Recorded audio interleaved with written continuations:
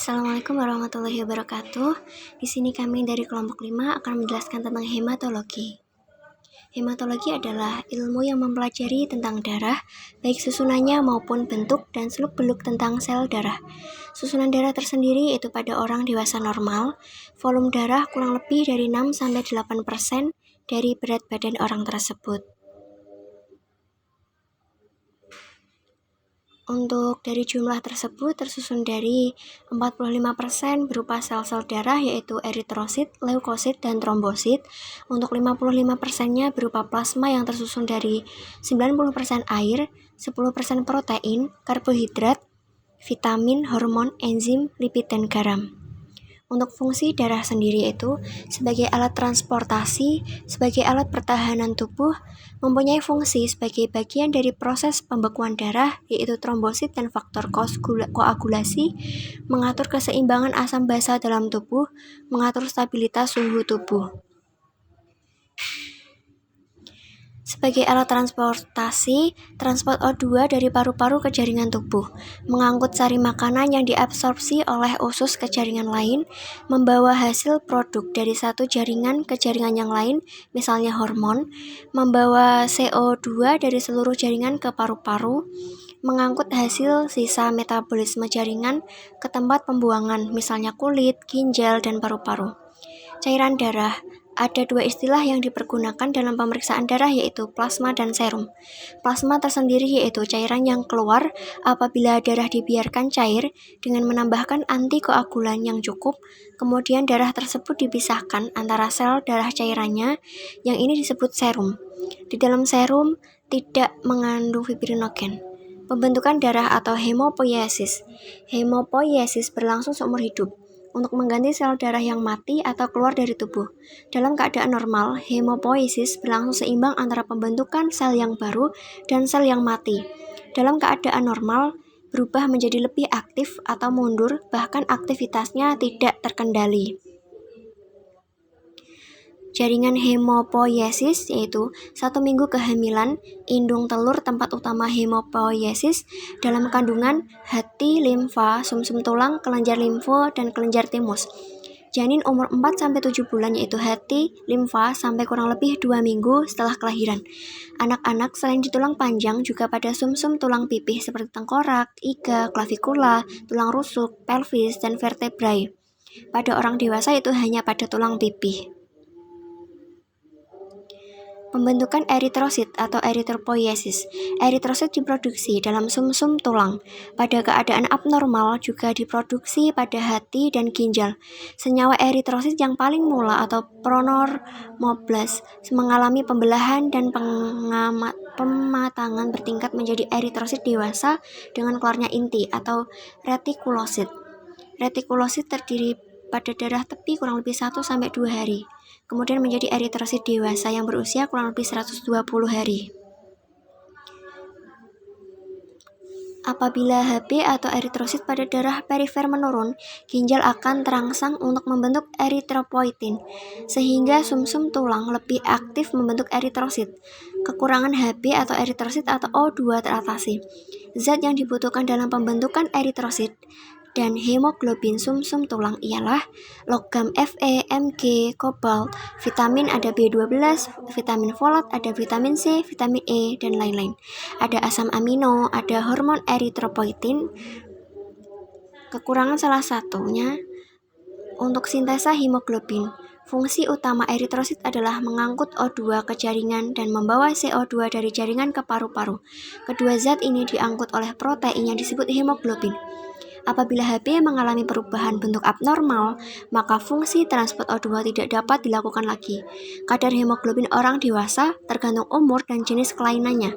Menurut Barbara Brown, wanita 12-15 gram, laki-laki 14-17 gram, usia lebih lanjut kadar lebih rendah.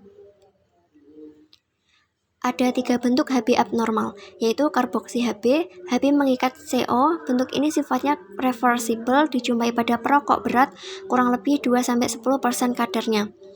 Untuk Hb atau Hb yang mengandung Fe dalam bentuk Fe dijumpai dengan kadar 1-2%.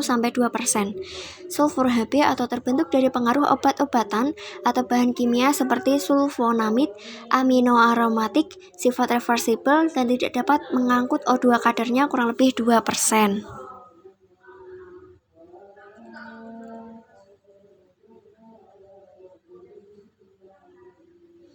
Katabolisme atau pemecahan eritrosit. Eritrosit tua atau kurang lebih 120 hari akan dipecah dalam jaringan RES menjadi HEM dan globin. Globin akan disimpan dalam bentuk asam amino dan dipakai untuk membentuk eritrosit yang baru. HEM dipecah menjadi Fe, disimpan dalam dapot Fe untuk membentuk eritrosit yang baru.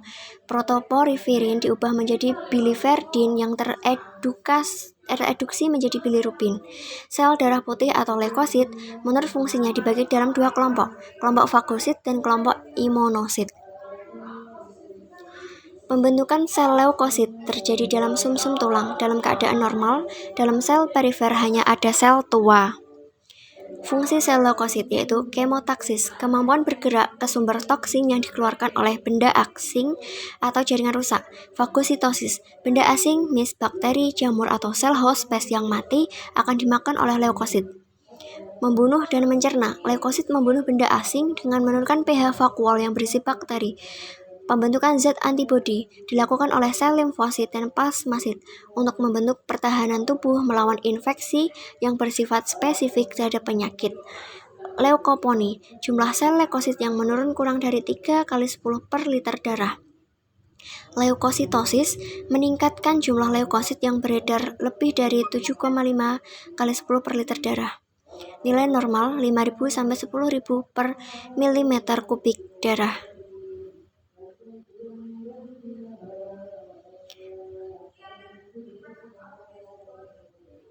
Trombosit.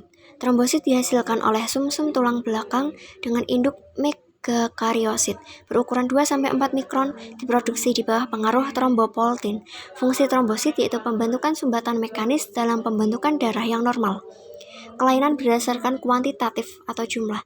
Trombositopeni yaitu menurunnya jumlah trombosit di bawah normal. Trombositosis, meningkatnya jumlah trombosit di atas normal. Dibagi menjadi dua yaitu akibat fisiologis dan penyebab hilangnya MIS. Pada perdarahan akut pada keganasan leukemik bersifat menetap dan lama, misalnya myelokrosis atau kelainan endoplatik. Kelainan berdasarkan kualitatif. Tromboastenia merupakan kelainan bawaan, gangguan dari dinding trombosit sehingga terjadi gangguan daya lekat trombosit dan penggumpalannya. Trombopati yaitu kelainan pada mekanisme pelepasan sehingga jumlah trombosit berkurang terhadap rangsangan. Penyakit yang merubah fungsi trombosit atau misuremi, penyakit hati menahun, lupus erythematosus. Kelainan akibat obat-obatan yaitu misal dextran, aspirin, obat anti radang atau inflamasi. Antikoagulan yang digunakan pemeriksaan hematologi. Fungsi antikoagulan adalah agar darah tidak membeku sehingga dapat digunakan untuk menghitung jumlah sel-sel darah. Tidak semua antikoagulan dapat digunakan karena ada yang berpengaruh terhadap bentuknya. Kalium oksalat dan natrium fluorida tidak digunakan. Antikoagulan yang dapat digunakan antara lain adalah EDTA atau etilendiamin tetraasetat. Digunakan garam natrium atau kaliumnya. Garam-garam itu mengubah ion kalsium dalam darah menjadi bentuk bukan ion. Heparin yaitu berfungsi sebagai antitrombin, tidak berpengaruh terhadap eritrosit dan leukosit. 1 mg-nya heparin cukup untuk 10 ml darah. Natrium sitrat yaitu dalam larutan dipergunakan 3,8%, yaitu larutan yang isotonik dengan darah. Campuran amonium oksalat dan kalium oksalat menurut Paul dan Heller dipakai dalam campuran seimbang 3:2, dipakai dalam keadaan kering. Amonium oksalat menyebabkan eritrosit membengkak. Kalium oksalat menyebabkan eritrosit mengerut. Pemeriksaan darah rutin ada hemoglobin. Prinsipnya hemoglobin darah diubah menjadi asam hematin dengan penambahan larutan HCl, lalu kadar asam hematin ini diukur dengan membandingkan warna yang terjadi dengan warna standar. Tujuannya itu menetapkan kadar Hb. Hitung leukosit. Prinsipnya itu darah diencerkan, lalu dihitung jumlah leukosit atau sel darah putih yang ada dalam volume tertentu. Tujuannya yaitu menghitung jumlah leukosit. Hitung eritrosit. Prinsipnya darah diencerkan, kemudian dihitung jumlah eritrositnya,